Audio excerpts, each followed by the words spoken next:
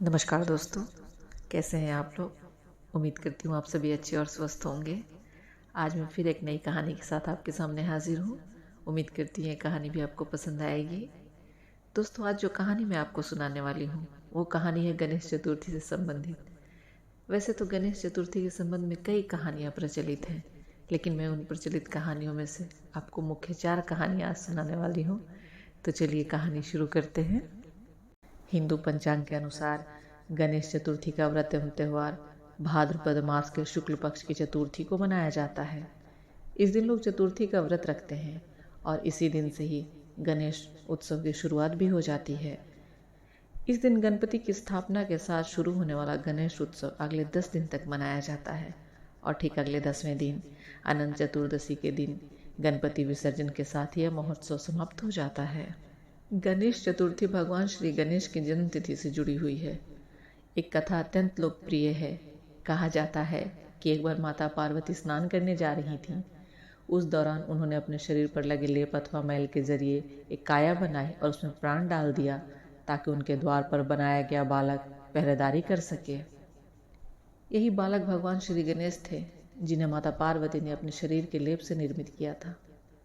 माता पार्वती ने गणेश जी को आज्ञा दी कि वह द्वार पर ही रुककर पहरेदारी करें और किसी को भी अंदर आने की अनुमति न दें। इतना कहकर माता पार्वती अंदर स्नान करने चली गईं और भगवान श्री गणेश द्वार पर पहरेदारी करने लगे।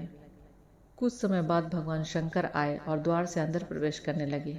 इस पर माता की आज्ञा का पालन करते हुए भगवान श्री गणेश ने उन्हें अंदर जाने से रोक दिया। भगवान शिव ने गणेश जी से उनका रास्ता छोड़ने के लिए कहा, लेकिन गणेश जी एक आज्ञाकारी पुत्र की तरह माता पार्वती की आज्ञा का निर्वहन करते रहे।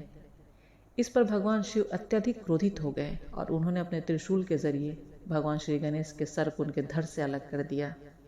गणेश जी की चीख सुनकर जब माता पार्वती बाहर निकलती हैं तो गणेश जी का कटा सिर देखकर विलाप करने लगती हैं और भगवान शंकर को बताती हैं कि यह उनके द्वारा बनाया गया उनका पुत्र है। माता पार्वती भगवान शिव से कहती हैं कि वह गणेश जी को जीवित करें। तब भगवान शंकर अपने सेवकों को आज्ञा देते हैं कि वे लोग धरती पर जाएं और जिस बच्चे की माँ अपने बच्चे की तरफ पीठ करके सो रही हो उसका सर काट कर लाएं।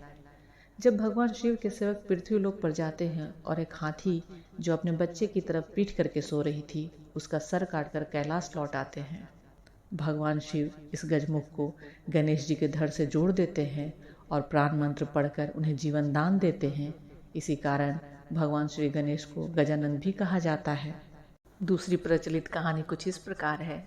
भगवान विष्णु और माता लक्ष्मी जी के विवाह की तैयारियां चल रही थीं। विवाह में सभी देवता शामिल हुए, लेकिन गणेश जी को नहीं बुलाया गया।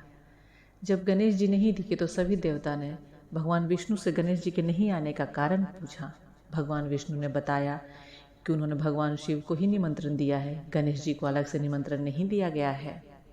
देवताओं ने भगवान विष्णु को सुझाया कि वे गणेश जी को विवाह में बुला लें और द्वारपाल की जिम्मेवारी सौंप दें। इस बात पर अपनी सहमति जताते हुए भगवान विष्णु ने गणेश जी को बुला लिया और उन्हें घर की देखरेख का काम सौंपा। जब विष्णु जी की बारात जा रही थी तो नारद मुनि की नज़र गणेश जी पर पड़ी और उन्होंने गणेश जी को इस विवाह में शामिल न होने का कारण पूछा। इस पर गणेश जी नाराज होकर नारद को बताया कि भगवान विष्णु ने उनका अपमान किया है। नारद जी ने गणेश जी को सुझाया कि यदि वह भगवान विष्णु की शादी में विघ्न डालने के लिए अपने मूषक सेना भेजे ताकि उन्हें सम्मानपूर्वक विवाह में बुलाया जाए। इस पर गणेश जी ने अपनी मूषक सेना भेज दी और सारे चूहों ने मिलकर जमीन पोली कर दी और बारात में रुकावट आ गई, क्योंकि भगवान विष्णु का रथ रास्ते में उस दलदल वाली मिट्टी में फंस गई। कहा जाता है कि इस दौरान कई रथ जमीन में धंस गए। जब सभी परेशान हो उठे तो नारद जी ने सुझाया कि भगवान गणेश को विवाह में सम्मान पूर्वक बुलाए ताकि कार्य सिद्धि हो। इस तरह गणेश भगवान विष्णु भगवान के विवाह में शामिल हुए और बारात चल पड़ी। इस तरह विघ्नहर्ता गणेश जब भगवान विष्णु और माँ लक्ष्मी के विवाह में शामिल हुए तब जाकर यह विवाह संपन्न हुआ। तीसरी पौराणिक कथा के अनुसार एक बार भगवान शिव तथा माता पार्वती नर्मदा नदी के किनारे बैठे थे। वहाँ माता पार्वती ने भगवान शिव से कहा कि समय व्यतीत करने के लिए चौपड़ खेलते हैं। शिव चौपड़ खेलने के लिए तैयार हो गए, परंतु इस खेल में हार जीत का फैसला कौन करेगा, यह प्रश्न उनके समक्ष उठा। तो भगवान शिव ने कुछ तिनके एकत्रित कर उसका पुतला बनाकर उसकी प्राण प्रतिष्ठा कर दी पुतले से कहा, बेटा हम चौपड़ खेलना चाहते हैं, परंतु हमारी हार जीत का फैसला करने वाला यहाँ कोई नहीं है, इसलिए तुम बताना कि हम दोनों में से कौन हारा और कौन जीता। उसके बाद भगवान शिव और माता पार्वती चौपड़ खेलने लगे। यह खेल 3 बार खेला गया और संयोग से तीनों बार माता पार्वती ही जीत गईं। खेल समाप्त होने के बाद बालक से हार जीत का फैसला करने को कहा गया, तो उस बालक ने महादेव को विजयी बताया। यह सुनकर माता पार्वती क्रोधित हो गईं और क्रोध में उन्होंने बालक को लंगड़ा होने तथा कीचड़ में पड़े रहने का श्राप दे दिया। बालक ने माता पार्वती से माफ़ी मांगी और कहा, यह मुझसे अज्ञानवश ऐसा हुआ है, मैंने किसी द्वेष भाव से ऐसा नहीं किया माता। बालक द्वारा क्षमा मांगने पर माता ने कहा, 1 साल बाद यहाँ गणेश पूजन के लिए नाग कन्याएं आएंगी, उनके कहानुसार तुम गणेश व्रत करो, ऐसा करने से तुम मुझे प्राप्त कर सकोगे। यह कहकर माता पार्वती और भगवान शिव कैलाश पर्वत को लौट गए। 1 वर्ष बाद उस स्थान पर नाग कन्याएं आईं। तब नाग कन्याओं से श्री गणेश जी के व्रत की विधि मालूम कर उस बालक ने 21 दिन तक लगातार गणेश जी का व्रत किया। उसकी श्रद्धा से गणेश जी प्रसन्न हुए। उन्होंने बालक को मनोवांछित फल मांगने के लिए कहा।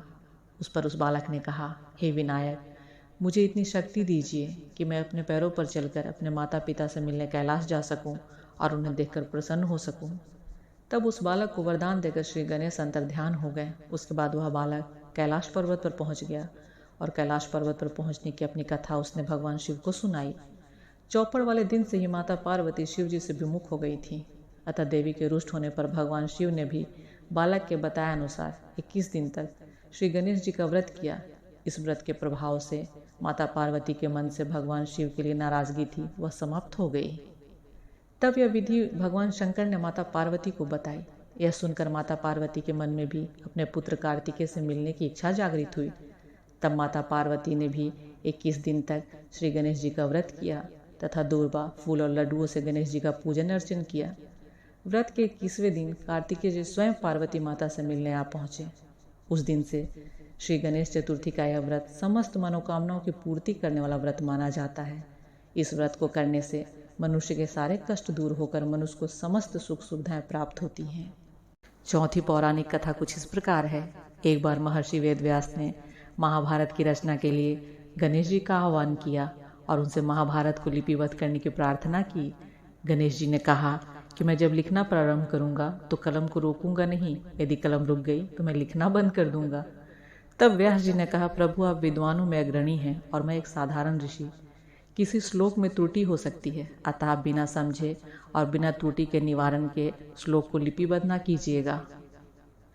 उसके 10 दिन के पश्चात अनंत चतुर्दशी को लेखन कार्य समाप्त हुआ। इन 10 दिनों में गणेश जी एक ही आसन पर बैठकर महाभारत को लिपिबद्ध करते रहे। इस कारण 10 दिनों में उनका शरीर जड़वत हो गया और शरीर पर धूल मिट्टी की परत जम गई। तब 10 दिन के बाद गणेश जी ने सरस्वती नदी में स्नान कर अपने शरीर पर जमी धूल और मिट्टी को साफ किया।